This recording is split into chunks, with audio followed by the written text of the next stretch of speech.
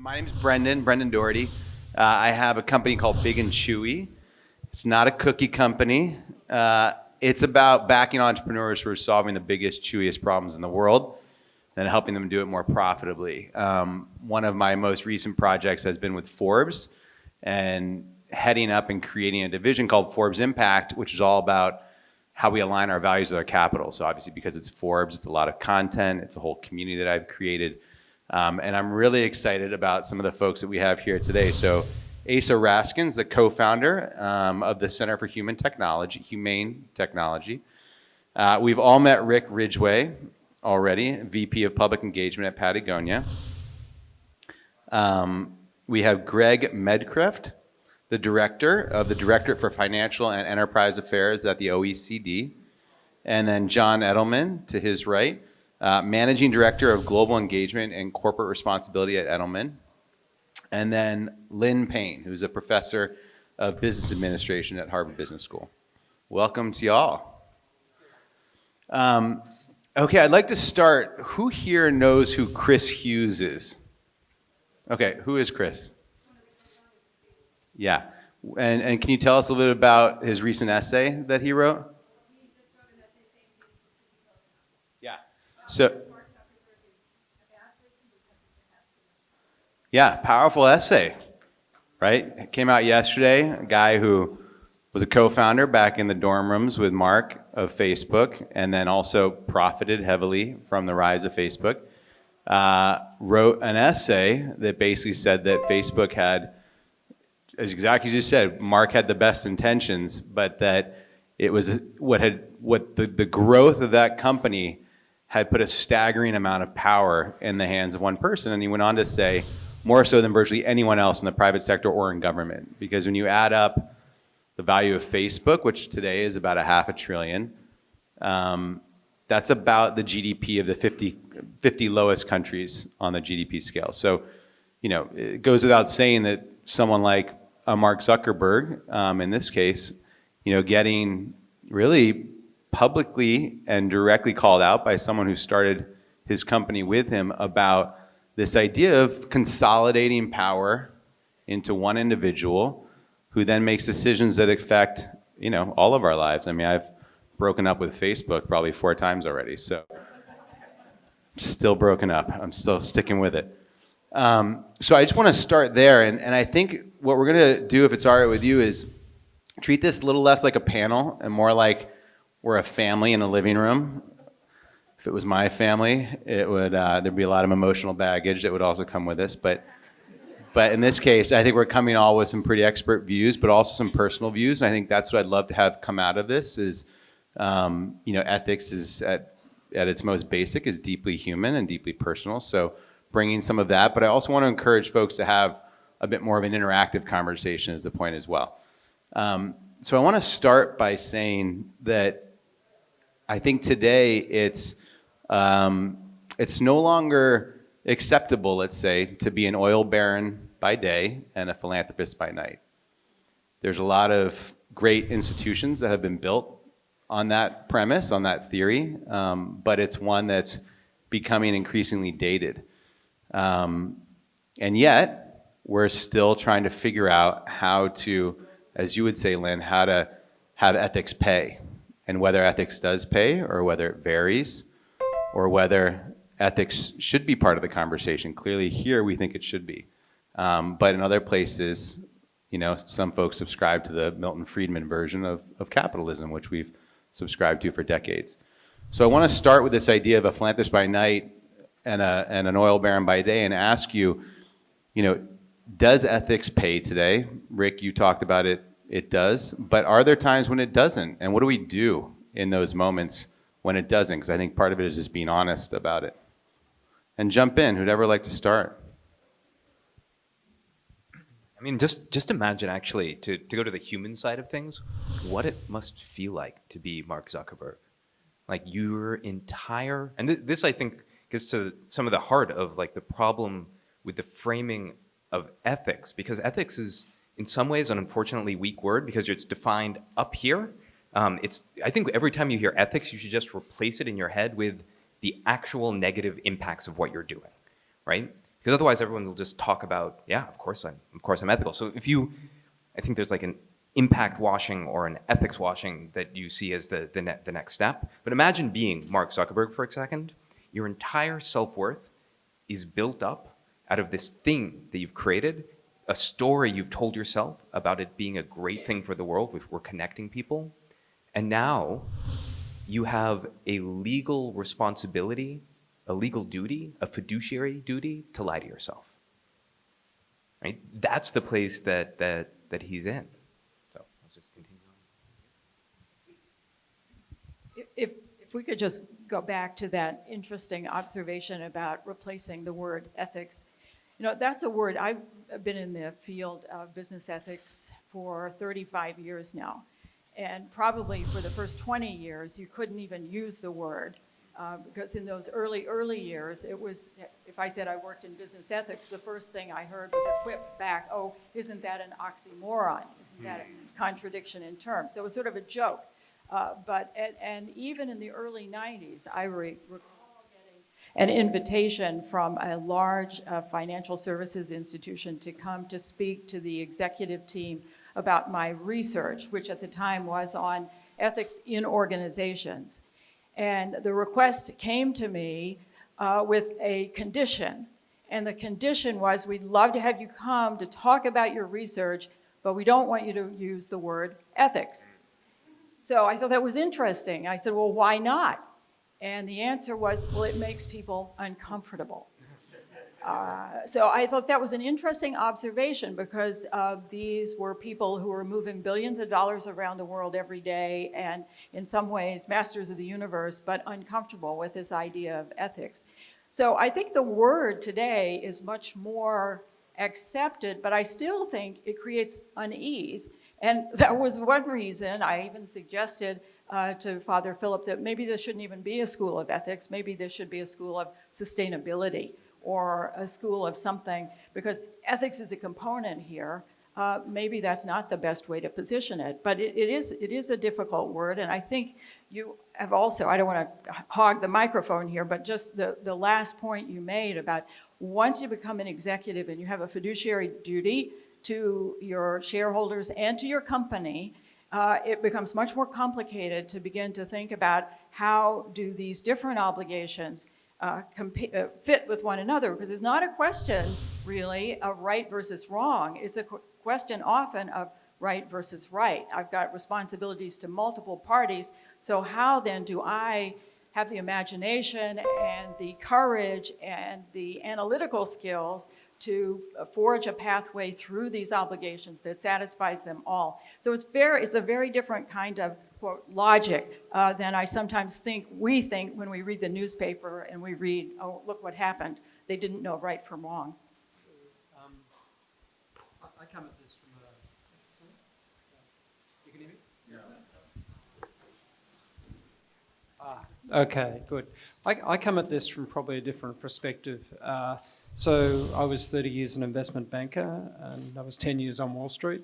And then I crossed the Rubicon to become the chairman of the SEC in Australia and head of the world's securities regulators for a number of years. So it's quite interesting going from, if you want, a key part of business to then regulating and thinking about trust in business, which is really what I think about. And I think it actually... when I was on Wall Street, I never heard the word ethics, actually. It's become more common nowadays, I think. But I do think the world has changed quite dramatically, because I do think trust now is the key word. And what you realise is today, you do hear the word trust and values.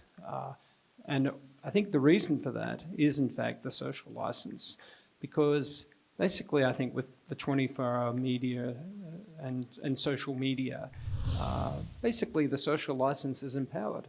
And the community actually now, I think, is almost more powerful than governments in terms of really shaping business behaviour, because if you don't actually listen to what social media is telling you about your social license, you may not have customers, you may not actually have workers, you may not have investors. So the world has changed. So I think And what's also, I think, really important, if you want to get down to it, trust is actually really good for business, right? If it's actually about long-term value, and you talked about yourselves as a company, there are many companies like you that, where companies that actually inspire trust and loyalty, according to OECD studies, we published a study 3 years ago, and we're just updating it.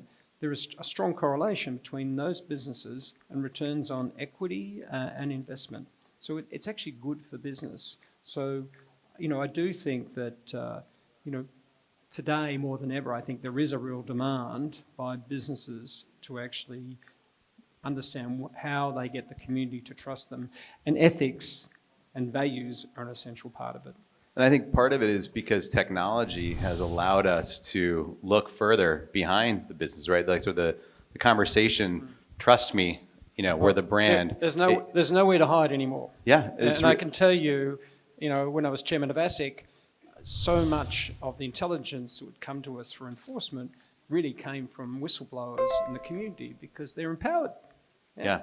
John, I saw that that Edelman put out a trust barometer at one point, which I thought was pretty cool and pretty interesting. And just given your background in communication and how in some countries like ours, where Twitter and can be diplomacy by Twitter or by hashtag, and where trust is a real central issue. Can you talk a little bit about how you see this, for instance, the trust barometer and what role it plays, but then more broadly, trust in communications?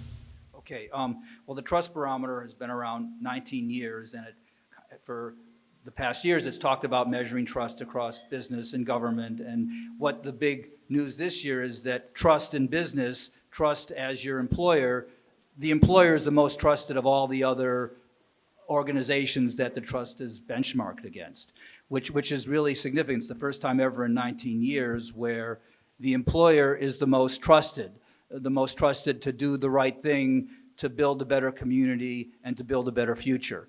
And that's a change where, and they're looking to business to take a lead in trying to take action on societal issues. So that is a real opportunity, and the whole opportunity of trust is trust, talking about your license to operate.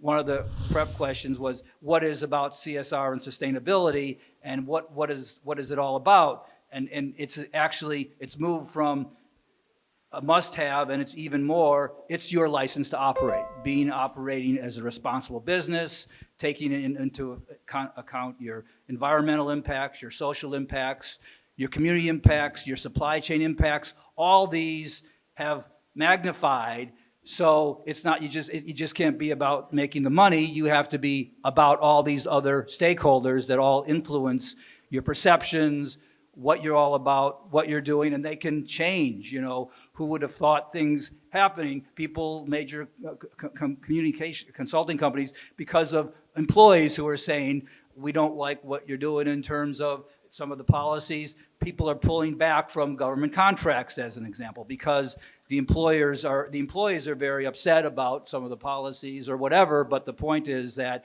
it's the employees who are very active as well too. So it's all these stakeholders, and it's even more the employees. That's an expectation that you're doing these things proactively instead of being asked to do it. They want you to lead in that respect. So here's, I think, the bug in this line of thinking, which is that, so human-centered design. What is the problem? Like, human-centered design, like all of our companies use it, and yet it still got us into this complete mess. And it's because when you put humans at the center, you're putting human bugs at the center. There's the philosophy of, like, we're just giving people what they want, this license to operate, right?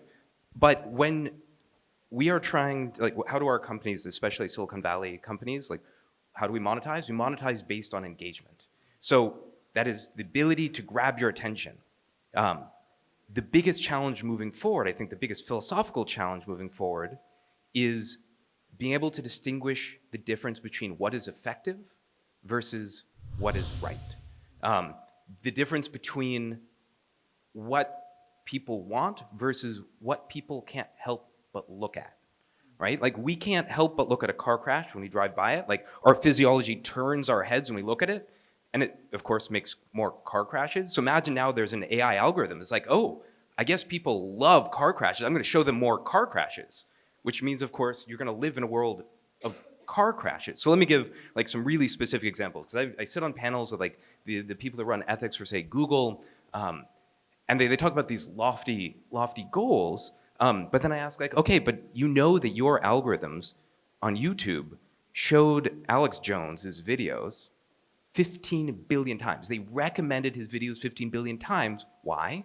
Because it was so engaging. Netflix just put out a show called 13 Reasons Why, which glorifies suicide. We know from media ethics that you do not publish methods of suicide because it quite literally causes people to kill themselves. Then after 13 Reasons came out, indeed, suicides spiked. There's something like 30% in that month. And you know what Reed's response was? But it's really engaging content. People don't have to watch it. So, when I think that the two archetypal stories that we're living through right now are this. One, be careful what you wish for, because you're going to get it. And two, the creators losing control of their creations. So, some examples, right? Like if I'm trying to grab your attention, one way that I might do that is just like ping you a lot, but that's a lot of work to just change your behavior. Much easier would be for me to change your values, right? Change how you make choices. It's not enough for me to just get your attention. I need to addict you to needing attention. So how might an AI figure this out, or a social system might figure this out? Well, if I could undermine your sense of self-esteem, that would certainly get you addicted to needing attention. How might I do that? Oh, how about if I gave you proof every single day that people liked you more if you just looked different than you actually do?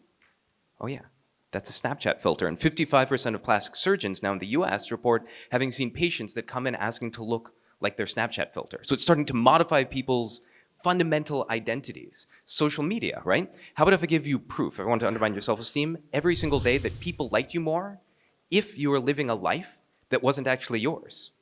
Right? Then, everyone knows with social media that you're seeing a highlight reel of other people's lives, and that creates this comparison sadness. But I think it's a much deeper thing to realize there's a disparity between the life that you think you're living on the outside and on the inside. That's what leads to depression. And indeed, we saw that for women, suicide rate and depression rates are sort of holding steady up until around 2013 as social media started to get around. And it's climbed from around 17% to 19% in 2013 to 2017 when it was 29%, right? And then look forward just a little bit further. You guys started to play with the Gmail autocomplete feature.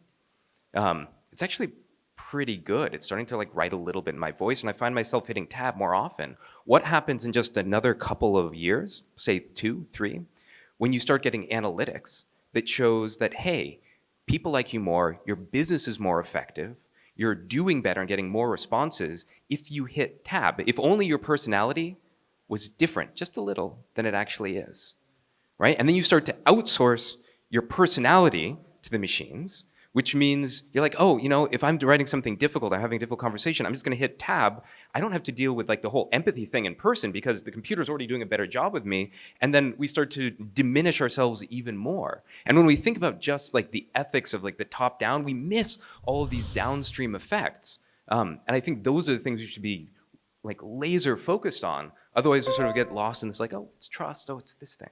Rick, I want to jump in with you, Rick. This Patagonia has obviously been around for a lot of different ups and downs, a lot of different technologies, manufacturing, social, that have ridden the wave of. And I think timing, we live in a moment, obviously, where technology grows at an exponential rate, but our policies generally crawl. But also, I think there's this growing sense that many of the issues that we face today, where we used to say, like, we're affecting the next generation, now we're affecting actually generations that are here today, right? It's no longer a future problem, it's a now problem.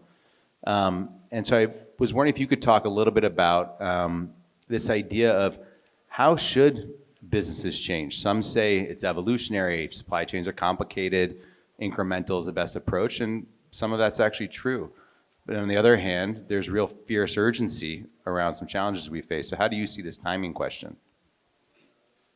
Yeah, I've been listening to the panelists, trying to think, oh, how can I tell a story or add value here to this topic of how to encourage companies to act more ethically. And, to Lynn's point, we need to probably define ethics too. And so let me just, there's a lot of ways to do that, but let's just, for argument's sake, define it as, and scope it, I should say, to how you get companies to operate more responsibly through their operations and their supply chains to reduce their impact on the planet and increase their social justice. Okay, let's call that ethics for this sake Call of... that Patagonia. Well, Yeah. for the sake of my story. So let me tell you a positive story of something that we've actually pulled off. Well, we haven't pulled it off yet, but we're getting there. and it's been a hard task. But 10 years ago, we challenged ourselves to convince the apparel and footwear industry to align into a coalition to build tools to measure their environmental impact through their entire value chain, to measure their commitment to social justice through their entire value chain, and then eventually, when we achieved trustworthy data, to go public with it, with the theory that would unleash all kinds of drivers in the ecosystem to incentivize everybody to decrease their environmental impact and increase their social justice. So that would be an ethical outcome. That would increase the ethics of business globally, at least in these two sectors. So we did a keto move of convincing Walmart to partner with us. And then I worked with them to shape up what this would look like. And then we had the CEOs of Walmart and Patagonia send out a letter to a dozen other companies. And we put the two logos side by side on the letterhead because the CEOs later told me, when you get a letter with Walmart and Patagonia next to each other, it's so bizarre that you got to read it. And we invite them to come in and partner with us. And it worked. We got, a dozen companies to join. And we told the CEOs, listen, we don't want you guys to show up because we can't depend on you to always show up. We want you to appoint your sustainability leaders to come. And they did. So that was 10 years ago. Now today, we have 275 companies in the group. Collectively, they represent a little over half of all production for clothing and footwear on planet Earth. That means half of you in the room here have something you're wearing on your body or your feet made by this group. We've achieved the 1.0 version of our tools, and some of the tools are a little more developed than that. We just stood up, we closed a deal 3 days ago to create a software company that the coalition owns to actually continue to develop the software.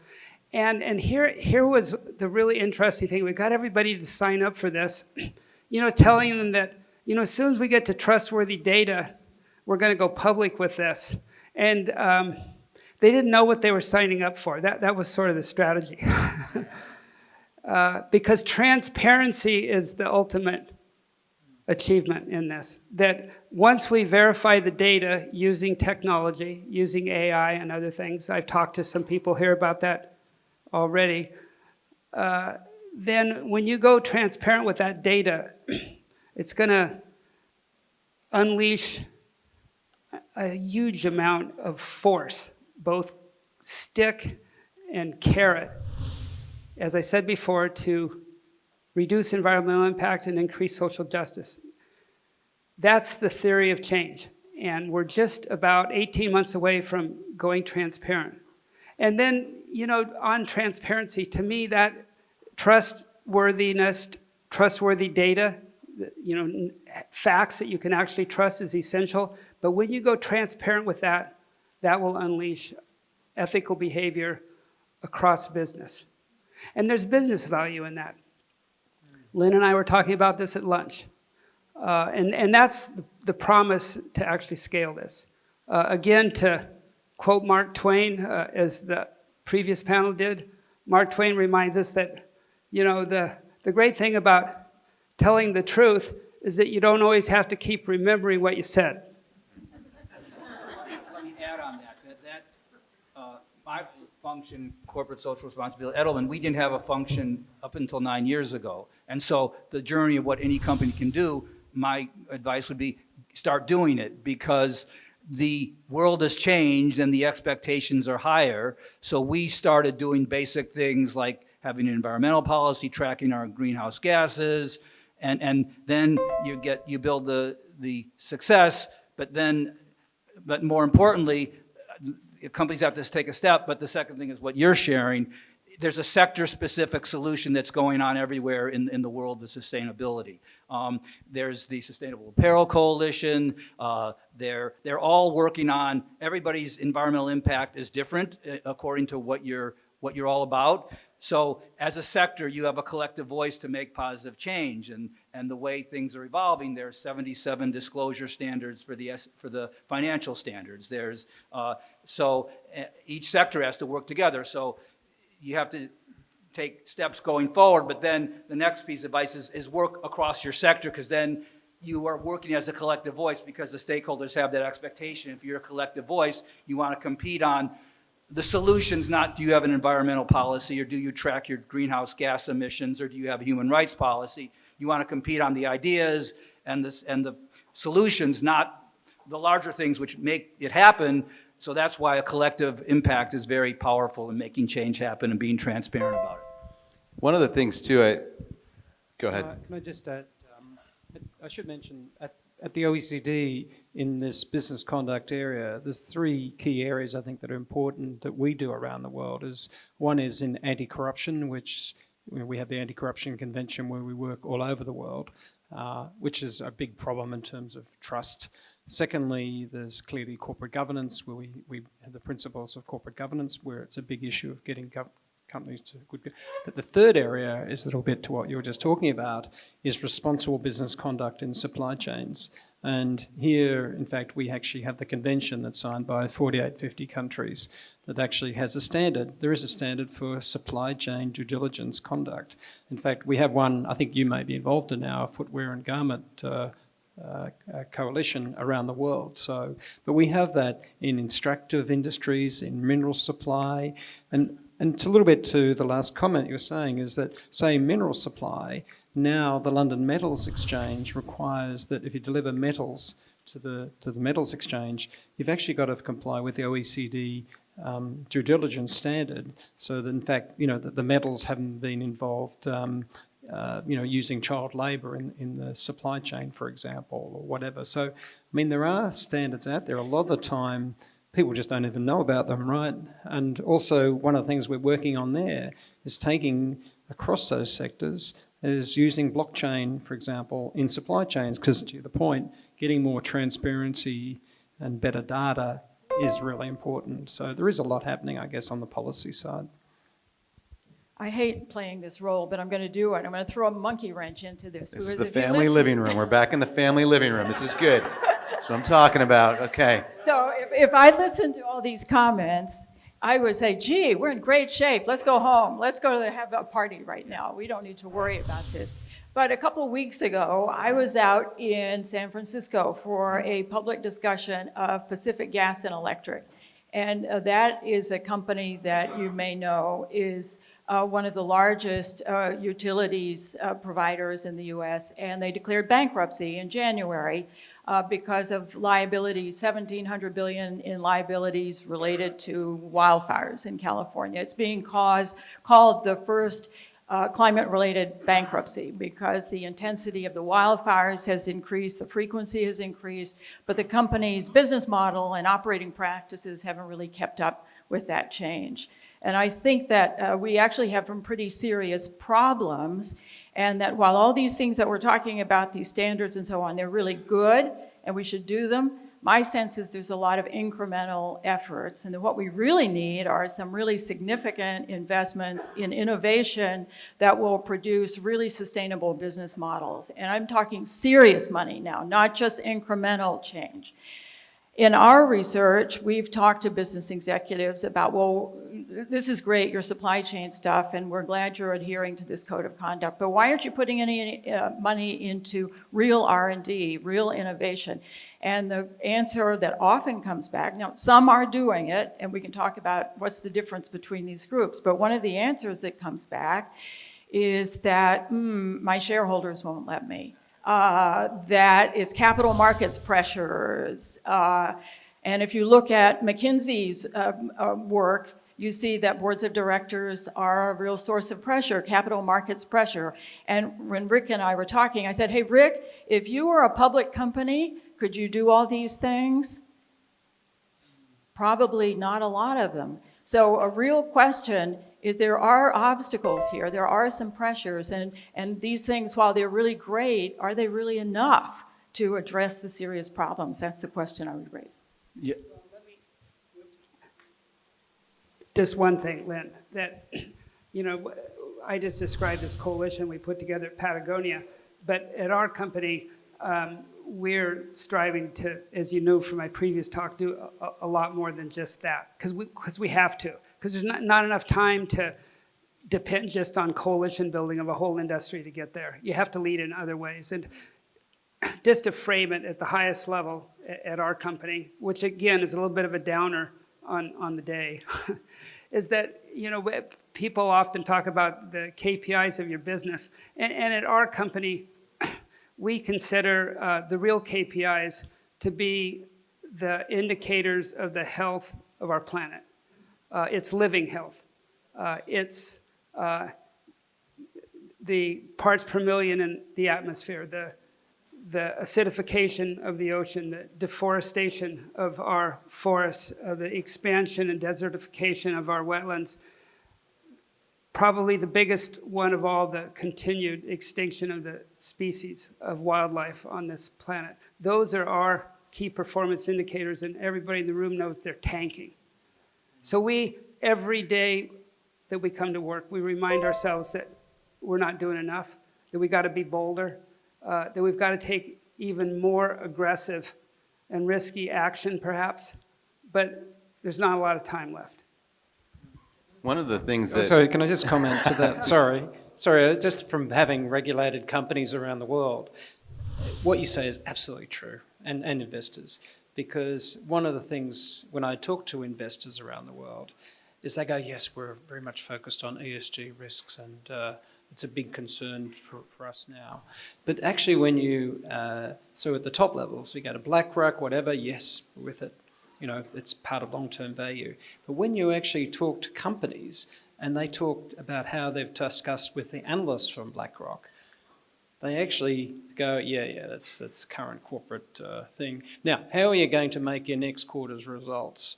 And you're quite right. There's a hell of a lot of what I call, you've got greenwashing. Well, I think you've got a lot of sustainability washing going on at the moment, which is, at the end of the day, it's actually about the talk and not about action. So I do think it's a very good issue to call out, because it is something I have been hearing a lot more, but it depends where you have the discussion. If you have the discussion up here, people are talking about, but as we know with culture, sometimes at the top it doesn't flow to the middle and it can disappear by the bottom. So it's a very good point. It's very much related to the incentive system that's put in place in the firms, and what the portfolio managers are provided, the incentives are very different. Yeah. I think one thing that's also come up is this idea of purists versus pragmatists. And, as you were talking, Rick, about, doing something with Walmart, for instance, Gene and I were talking a little bit ago about, the most recent criminal justice reform in the United States passed in December of 2018. And that was basically one of the first bipartisan pieces of major legislation that happened in our country in a couple years. And part of what happened behind the scenes was that you had one of the most unlikely bedfellows. You had Van Jones, scion of the liberal criminal justice reform advocacy, partnering with a guy named Mark Holden. Does anyone know who Mark is? Mark's the global general counsel for Koch Industries. Koch Industries was the group that brought down Van when he was appointed to be the Green Czar for the Obama White House. It was Americans for Prosperity that really funded the campaign that brought Van down. And Van and Mark, in baby steps, ultimately became incredibly intertwined and working collaboratively to pass criminal justice reform. And I think it's these kinds of very unlikely bedfellows that, that we really need to cultivate. It's almost like Kellyanne Conway and her husband, right? I mean, she's deep in the administration. He's one of the most vocal critics of Trump, and they go home and have dinner, right? I mean, we need to learn from these things and figure out how to navigate those tricky places, but where we overlap. Okay, we're going to do I think we probably have 5 minutes, yeah. This is part of the spiciness of the panel I talked about earlier. So I'm going to say a sentence that y'all are going to finish, and we're going to start with you. Okay. You can take 10 minutes now. One thing I know to be true. There's so many ways to go from here. Talk about being true. One thing I know to be true. We seem to have a whole bunch of issues, and I'm going to focus mostly on the technology side of things. That's the It side has to that be I know succinct. more. It has to be like a punchy, succinct answer. All right. That I know to be true. One That- thing I know to be true. That while we've been upgrading our machines, we've been downgrading our humanity. Beautiful.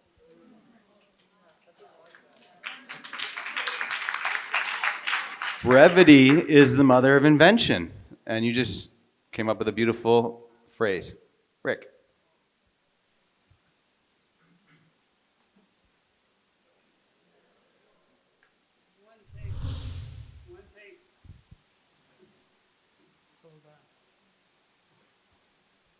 One thing we know to be true is I can't figure out how to turn my mic on. One thing we know to be true is that parents listen to their kids, and most CEOs of global companies are parents.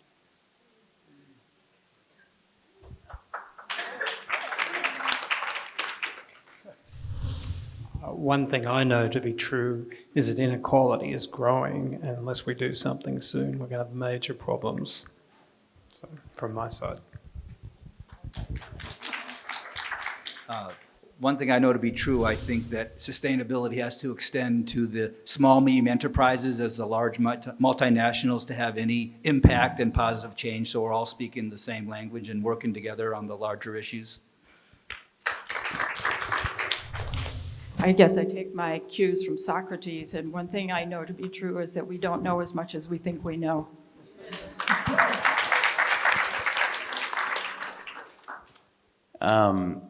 One thing I know to be true is I'm really grateful to be here. This is such an extraordinary place to bring folks together with such weight behind it. And the other thing I know to be true is that Matt Sanders, who I don't know where he is, yeah, he's in the back, which is actually what I wanted to say, which is that Matt is one of the most quiet, calming, beautiful, heartfelt, intentional people that I know who really doesn't seek the limelight and yet is through that able to accomplish so much. So that's what I know to be true, is that Matt, you are a gift to this community.